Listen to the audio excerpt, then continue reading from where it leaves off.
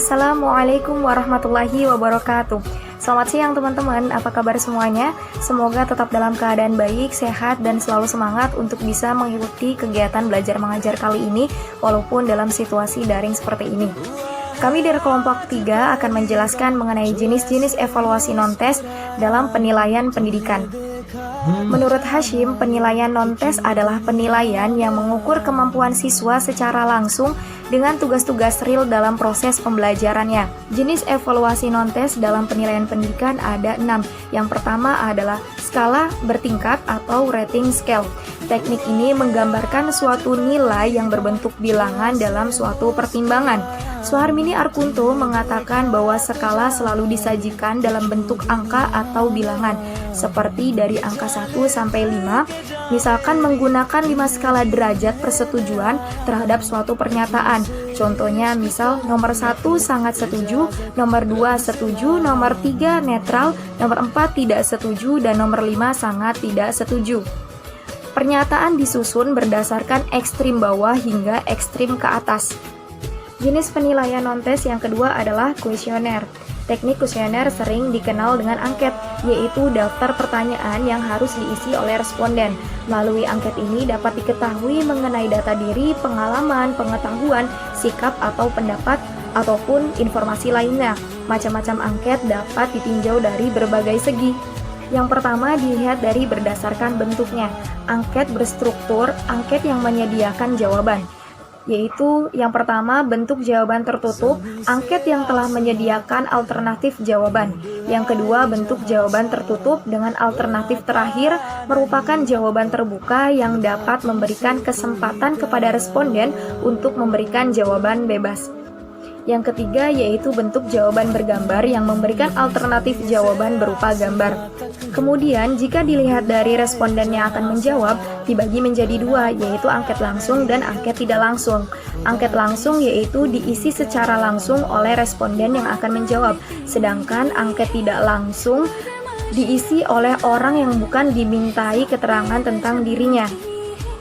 Kemudian selanjutnya yaitu langkah-langkah menyusun angket ada 5. Yang pertama menyusun kisi-kisi angket, yang kedua menyusun pertanyaan yang diinginkan, yang ketiga membuat pedoman cara menjawab, yang keempat melakukan uji coba angket, dan yang terakhir menggandakan angket sesuai jumlah responden.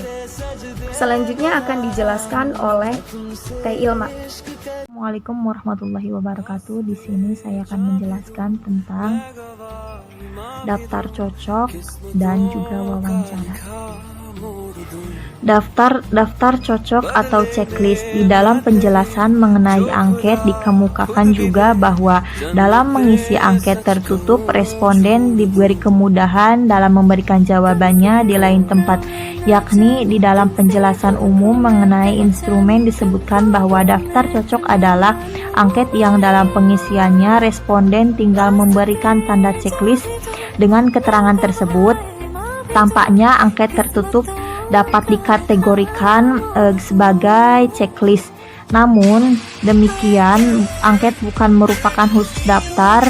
Daftar cocok mempunyai pengertian tersendiri. Daftar cocok bukanlah angket. Daftar cocok mempunyai bentuk yang sederhana karena dengan daftar cocok penelitian meringkas penyajian pertanyaan beserta mempermudah responden dalam memberikan respondennya.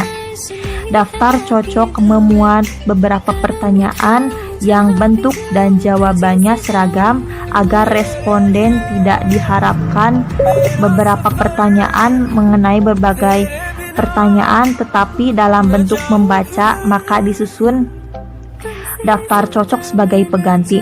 Kemudian wawancara. Wawancara merupakan instrumen non-tes yang dilakukan percakapan dan tanya jawab lisan secara sepihak dan berhadapan atau tatap muka yang dilakukan dengan tujuan tertentu. Jali dan Uljono tahun 2008 menyatakan ada 2 jenis wawancara. Yang pertama wawancara terpimpin atau sistematis, di mana wawancara terpimpin ini merupakan wawancara yang dilakukan dengan cara mengajukan pertanyaan yang sudah disusun terlebih dahulu Kemudian ada juga yang kedua, wawancara tidak terpimpin atau bebas, yang dilakukan dengan cara mengajukan pertanyaan tanpa panduan. Nah, langkah-langkah non-tes wawancara itu: yang pertama, menentukan tujuan wawancara. Yang kedua, menentukan aspek yang ingin ditentukan. Yang ketiga, menentukan bentuk pertanyaan. Dan yang keempat, membuat pertanyaan. Dan yang terakhir, menyusun pedoman wawancara. Sekian dari saya, mohon maaf atas segala kekurangan. Wassalamualaikum warahmatullahi wabarakatuh. Jenis evaluasi non-tes. Selanjutnya yaitu pengamatan. Menurut Sugiono, pengamatan adalah cara menghimpun bahan-bahan keterangan data yang dilakukan dengan mengadakan pengamatan dan mencatat secara sistematis terhadap fenomena-fenomena yang dijadikan sasaran pengamatan. Tujuan utama observasi antara lain yaitu: 1. Mengumpulkan data dan informasi mengenai suatu fenomena, baik yang berupa peristiwa maupun tindakan. Yang kedua yaitu mengukur perilaku kelas, baik perilaku guru maupun peserta didik. Dan yang ketiga yaitu menilai tingkah laku individu atau proses yang terjadi dalam situasi sebenarnya maupun situasi yang sengaja dibuat. Yang selanjutnya yaitu riwayat hidup. Riwayat hidup ini adalah salah satu teknik non-tes dengan menggunakan data pribadi seseorang sebagai bahan informasi penelitian. Dengan mempelajari riwayat hidup, maka subjek evaluasi akan dapat menarik sesuatu kesimpulan tentang kepribadian, kebiasaan, dan sikap dari objek dengan yang dinilai. Evaluasi cara ini mengenai kemajuan, perkembangan, atau keberhasilan belajar peserta didik tanpa menguji atau teknik non-tes. Juga dapat dilengkapi atau diperkaya dengan cara melakukan pemeriksaan terhadap dokumen-dokumen, misalnya dokumen yang menganut informasi mengenai riwayat hidup autobiografi, seperti kapan dan di mana peserta didik dilahirkan, agama yang dianut, kedudukan anak di dalam keluarga, dan sebagainya. Selain itu juga dokumen yang memuat informasi tentang orang tua peserta didik, dokumen yang memuat tentang orang tua peserta didik, dokumen yang memuat tentang lingkungan nasionalisme, seperti kondisi bangunan rumah, ruang belajar, lampu, penerangan, dan sebagaimananya. Beberapa informasi, baik mengenai peserta didik, orang tua, dan lingkungannya itu bukan tidak mungkin pada saat-saat tertentu, sangat diperlukan sebagai bahan pelengkap bagi pendidik dalam melakukan evaluasi hasil belajar terhadap peserta. Sekian dari saya, terima kasih.